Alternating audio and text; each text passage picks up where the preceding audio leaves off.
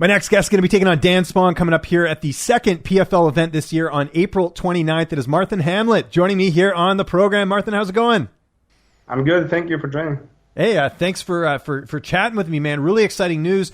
We actually haven't spoken since you signed with PFL. When did that take place, and what sort of separated them from some of the other promotions? I was in contact with PFL back in 2019 when I was 5-0, but I got a title fight in Cage Warriors, signed that fight, and the time ran out, and we didn't get the deal done. But I believe it was not the right time then. I needed those 2 years, so we are finally here, and we are finally got a deal, and I'm happy to join the promotion. Yeah, like I said, very exciting. I love the format. Obviously, everyone loves the $1 million. I think that's really a big reason for a lot of people flocking over to PFL. But obviously, we had the pandemic last year. I'm sure you were thinking you were going to fight last year. How difficult was 2020? It was tough on a lot of people, but I know for you especially not getting to fight. It was a little bad news that we can't fight, because we have a window in fighting that where the age goes on and we're getting older, so we need to spend our time right, and I feel like that year I to not compete, it was a little hard on the motivation, but I got my trainings done, and that was because of the discipline and the hard work mentality. So I'm happy with the year, because when you finally got the thoughts out that you won't compete this year, then focus on getting better, and I got a whole year to improve everything. So all in all, it was okay, and I believe I will get to show what I have been working on that year. So everything happens for a reason, right? Certainly does. Financially, how did you get through last year? I know PFL did pay some of the fighters. I know you have sponsors, I'm sure. Like, how did you navigate through that? Because you're a dad as well. I know that's tough when you got a family to support. It was hard because they paid a stipend, but it was not too much. But of course, I really appreciate it. And I got some sponsors also. So we survived. But that's not important. The important thing was that I continued training and stuff. I knew that the day will come that I'm returning to the cage, and I have to be ready then. I can't complain and think about what's happening to the world and what's happening to me right now. So We haven't actually talked since you had your first career loss, which, looking back now, that's actually not that bad of a loss to have. You lost to Modestas Bukauskas, who's now in the UFC. How much did you sort of take from that experience of, fighting a high level guy like that and coming into a tournament where there's a lot of experienced, veterans in the field? It was before UFC Denmark. Yeah. So I was on the phone with my manager, Ivan, and from the UFC Sports Management. And I believe that we was very close to, if I got to win the title, I will be competing in Denmark in the UFC. But I don't know if you have seen the match, but I won the 3 first rounds, and it was title fights, and I kind of ruined it in the round 4 and got TKO'd. So, but I believe I learned more from that loss if I had won, and I believe that the loss come in the right time, and and I needed that to see I'm not ready for that big promotion yet. I'm not. I have to take a step back, have to working, and as I said before, we're finally here, and I'm ready to go. Let's talk about the matchup. Dan Spohn, a fighter that I think a lot of people are familiar with. He's been on the regional scene for a while. He's been on the Ultimate Fighter. How do you feel like you match up against him in this fight? I think it's a great matchup for me. He's a stand-up fighter. I'm a wrestler, so it's a fight that fight fans want to see. I feel pretty good in stand-up at the moment too. So, and he got a name. He's 1807 or something. Mm-hmm. He have been 2 times in the PFL, 2 seasons. He have the UFC on his record. So for me, it's a great man to show my skills, and it will be a good match to just throw him away in the first and move on in the tournament. Who have you been training with for this fight? Like, who are some of your main training partners? My main training partner is Jack Hermansson. Oh, excellent. Okay. The Joker. So I'm very happy to have him. That was a good last year because we had nothing other guys in our team that got to compete. And he was the only one that got to compete on the high level. Yeah. And that was good for me to see, okay, when I see how he does in the UFC, he beat up Gastelum, he do 5 rounds with Tori, and he's right there, just under the championship belt. So it was good to me and see that, okay, I'm ready to go to to compete with the big guys. Yeah, and you're training with the UFC caliber fighter. And by the way, I wanted to quickly mention about the Vettori fight. Like, I think people forget Jack had a bunch of opponent switch ups. I mean, there's a lot of stuff that went into that fight against Vettori, and not taking anything away from him, but I don't think people talk about that because Hermansson had to deal with a lot going into that fight. So I'm excited for his next fight. But I just wanted to point that out because I still think Jack's a top contender in that division, and he just fought a guy on his best night in Marvin Vettori as well, right? So like you were saying, getting to work with a guy like him, in some ways the training camp might even be harder than the fight itself. You know what I mean? Yeah, I watched an interview with Max Holloway the other day, and he talked about the mentality, the mentality that's the difference between the number 1 contender and the champion and number 10, 11, 12. Because I think all the guys, we're training well, we're eating well, we're sleeping well. So it's just the timing and the mentality.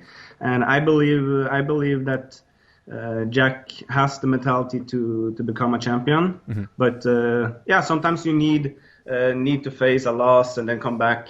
Watch at Gastelum now, he won a fight now, and now he's back in the game. He dropped Israel Adesanya. I mean, Gastelum's a good fighter. I mean, and what Jack did to him, finishing him that quickly, that win looks even better. So I totally agree with you there. One quick thing on Jack: have you ever gone fishing with him? I know he's a big fishing guy. If I have been fishing with him. Yo, you have? How was it? No. Oh, you haven't? You haven't? No. I was just wondering because I know he likes doing that outside of training and stuff. He'll go fish.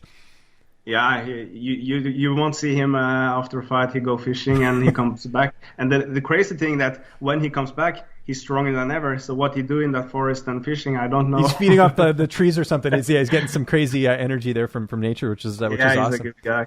How's the weight cut going? You talked about being off for the year. I know it's a little bit tougher when you're not training for a fight to keep the weight off. How's everything going there? I was focusing a lot on just developing the fight game. So I didn't do more strength training and stuff like that. So my weight is the same. I'm around 102 kilo. I don't know what's that in. I'll convert it later. I'm guessing it's not that much over. Yeah. No. So a weight cut for me it don't take too much on my power. Who will be making the trip with you down there? That was my question as well. Yeah, I will have because we will be there in Atlantic City. So we have to be there 17 days before the fight. I read about that. I know that must be tough for you with the family, right? It's hard for because wife have to work too. Yeah. So she have to be alone with the kids, and I go down there, and I will be gone for 3 weeks, coming home, 7 days in quarantine. Then 4 more weeks home, and then I go home back again to the States. So it's it's a work, I have to do it. And but to your question, I will join. I will have Jack Hermansson will join me, and Kenneth Berg. He's been in the Contender Series, and so I will have the 2 main training partners with me because. Most of the important job you do is the last job you do there. You can do good training camps for 8 weeks, and you can spoil it all in 2 weeks if you don't do the job right. Yeah, no, well said. How do you see this fight playing out on April 29th? With me and Dan, I believe it will be a great fight, but I don't think, to be honest with you. It feels like he have got 2 losses now, 3 losses, 2 losses, and he's 37. He's on the end of his career. I'm on the rise now, so I feel like I will end him in the first or second round. It will be good to pick up the 3 points for the victory and 3 or 2 bonus points, secure the quarterfinal. Looking at the roster right now in terms of the light heavyweights, who do you see as sort of the biggest threat, or is there like a fight that you really want in that division yet? Not looking past Dan, obviously, but I'm sure you are keeping a glance on who else is in that tournament. We are 10 guys in there, and for me it's a competition. I don't know who we will match with in the second fight, and how they seed for the quarter and semi and all the stuff like that. So I thought that I will think about who will I face in the next fight, or when can I face him and stuff like that. But when I got the name, I forgot all the other guys. Okay, yeah. I guess just more focused on what you can do, right? Because that's all you can control, right? So for me, I'm not hunting one guy in the division or something. I know I have to get through any of them if I'm going to pick up the belt and $1 million. Love it. Before we go here, $1 million, and that's what at the end of this thing. Have you thought about what you would do with the money if you won? I know we're not looking too far ahead here, but I mean that's part of the reason you're doing this, right? Is that big paycheck at the end? Me making more money than most of the UFC roster, right? So what would you do if you had won the $1 million? Have you thought about that? Yeah, of course. I have all the plan out. So with my family and stuff like that, we need to buy a house first, and then I have to take some of that money to secure 1 year with very good training and coaches and training partners and stuff like that, and then hopefully we can win a second season, and we will see how it goes. Have you ever thought about training in the U.S.? But I have been training there. Black Zillions, that was back in 2016. But I really love to train in Norway, and I believe my training system is the best in the world, and that's why I keep to it. And you get to train with Jack the Joker, who, by the way, does he ever get upset? He's always smiling. Have you ever seen him get upset about anything? That's between me and him. And, fair enough. No, won't reveal it in public. You can tell me after the fact or whatever. But no, Jack's just such a great guy. So. Jack is always happy. He bringing the energy to the gym and to the training. And when you're always balancing on how much your body can take, and you come to the morning training, you feel like today is not a good day. You don't want to train today, and you meet guys like him. You get the gloves on, you start swinging a little, and we got an hour and a half, and with good trainings. And the most important thing is that when you have a group that everyone shares the same dream, that we want to become world champions, then the level will just raise. Can't wait for this fight. It's PFL 2021 Event 2, April 29th. I think I said that right. Marthin, always great catching up with you, man. Just remind people where they can get a hold of you on social media. And if you got any sponsors or shout-outs, I'll give you the last word. Yeah, I have. You can follow me on Marthin Hamlet 1 on the Instagram.